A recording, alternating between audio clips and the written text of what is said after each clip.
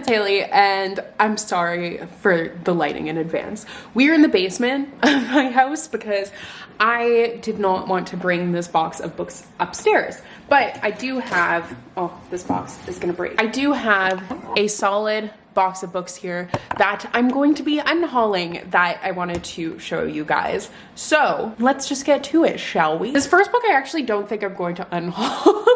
Now that I look at it, I brought this just downstairs because I thought that I had another copy of it, but I don't think I do. But it's The Summer I Turned Pretty by Jenny Han, and I've read this book and I did like it, but I don't know what I did with my other copy, and it's soon to be a streaming series apparently, which doesn't really surprise me given how well To All the Boys I've Loved Before did. But I might actually end up keeping this one, so I'll set it aside.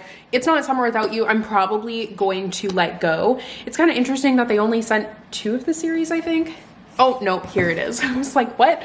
But here's the final book, so we'll always have summer. I think I'm going to let these 2 go because realistically, I'm probably not going to finish with the series, especially since it has been so long since I have read the first book. Literally, there's just 2. I don't even know how those 2 things of ramen got there.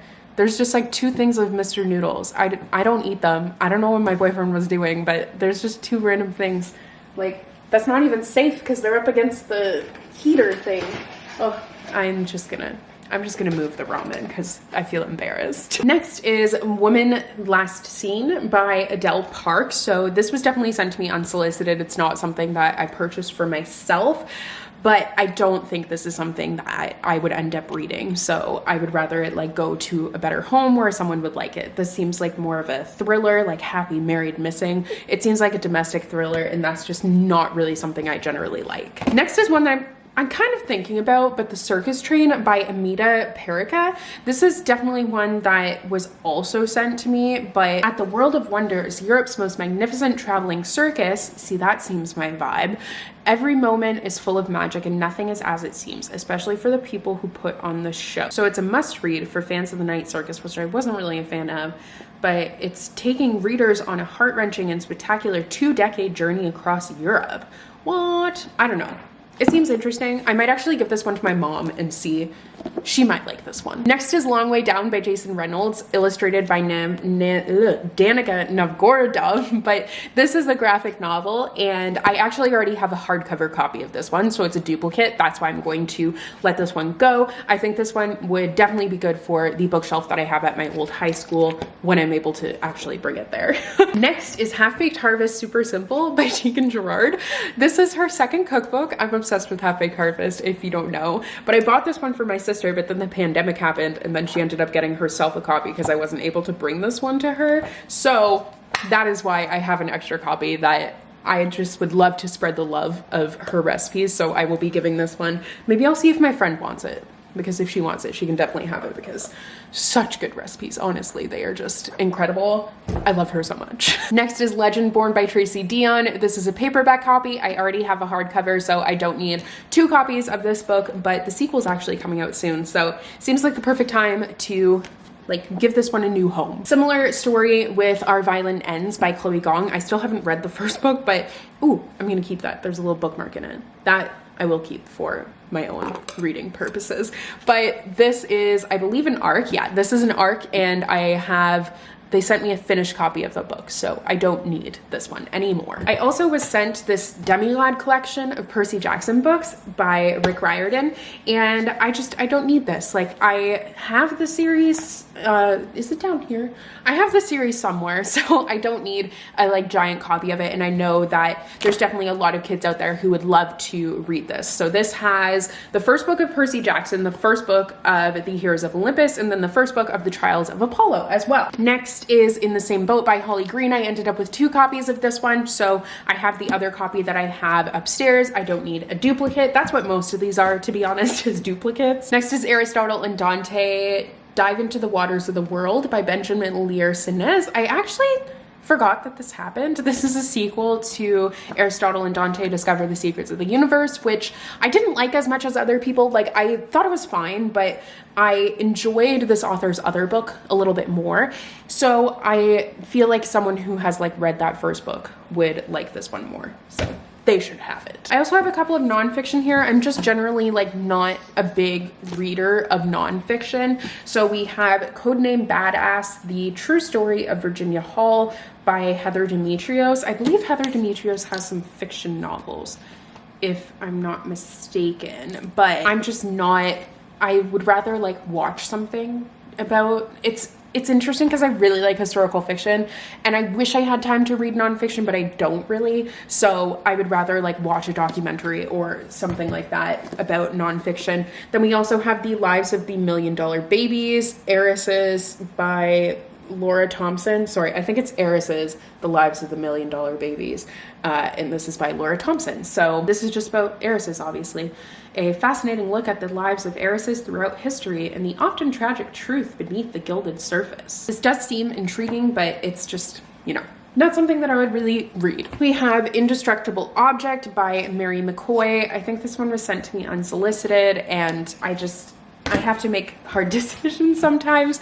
These two I have duplicate copies of, so they sent me finished copies as well. So Misfit in Love by S.K.L.E. I have the finished copy upstairs, and then One Great Lie by Deb Clutty. I have the finished copy upstairs. I think both of these, like this one I set aside because I haven't read the first book yet. This one I think I wasn't sure. I might unhaul it.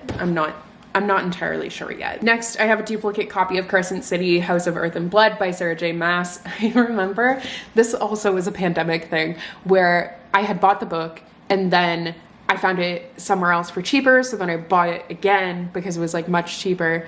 And then I wanted to return this one, but I never ended up returning it because of the pandemic. So this one, I'm just now stuck with two. It's fine. Oh, I also have a finished copy of Aristotle and Dante Dive into the Waters of the World. So 2 copies of that. As If on Cue by Marissa Cantor. This one I think was sent to me unsolicited. Haven't really heard anything about it. If it's good, like if any of these are good, you can let me know and maybe I'll think about it, but usually my mind's pretty made up. Then we have Drawn That Way by Alyssa Sussman, another one that was just sent to me unsolicited. And this one, it actually, the main character's name is Hailey, though I don't know how I feel about that, but it has some illustrations in it, so that's kind of cool, but I don't know. We have Aristotle and Dante Discover the Secrets of the Universe, like I was saying, but I think that I don't know if I still have my copy upstairs. I don't think I do, but someone else would probably enjoy this a little bit more. Then we have When Can We Go Back to America, which is Voices of Japanese American Incarceration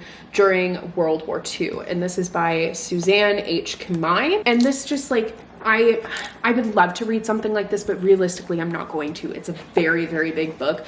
And once again, I'm all for like, I would love to watch documentaries. I'm really into documentaries. So if you have any recommendations for documentaries that are available on any streaming services, do let me know. But I don't think I'll sit down and like actually, that sounds really bad as someone who has a booktube channel, but like, I'm just being honest. Next is Gone Dark by Amanda Panich. That is really hard to read, but this was once again sent to me unsolicited. I believe it's a survival story. She escaped her father's backwoods survivalist compound 5 years ago. Wow. But there's a malware attack on the United States electrical grid. There's a lot happening in there.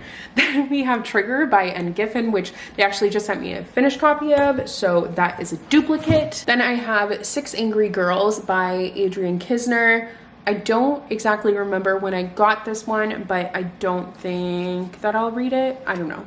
I haven't really heard all that much about this one. And then The Lucky List by Rachel Lippincott, I actually have a finished copy of. The rest of the story by Sarah Dessen, I decided that I'm not going to read anymore. I just don't think it really interests me all that much. And then She Who Rides the Storm by Caitlin Sangster. This was sent to me unsolicited and it looks really cool, but also it takes so much for me to read a giant fantasy like this. Like it takes so much for me to read a fantasy in general, but a giant one like this, realistically, I don't know if I'll actually end up reading it, which is why it's down here. And then I have these 2 books here. So Sky Without Stars by, what's her name? Jessica Brody and Joanne Rendell. And then the final book of that series, question mark, Suns Will Rise by Jessica Brody and Joanne Rendell. I'm not gonna read these books, okay? I DNF'd this one because I just wasn't into it, and life is too short. I don't have the time, so I decided to just DNF it. But I ended up having the sequel, so obviously that one should go as well. So yeah, that's like I feel like this is a pretty solid stack of books that I'm getting rid of here. I feel pretty good about it, but I am trying to like continue the spring cleaning and everything and getting rid of books because I have so many. I don't need all of them, so it just makes more sense to me to like say my final goodbyes, because then I forget about them. When they're on my shelves, I just feel bad about not reading them. So I need to make tough decisions sometimes, and I don't like doing that because I would love to read all of the books. I would love it if I could read all of them, but I just don't have the time. So I'm trying to be like realistic with myself and get rid of books accordingly. But I hope you guys enjoyed today's video. Thank you so much for watching, and I will see you in another new one soon. Bye.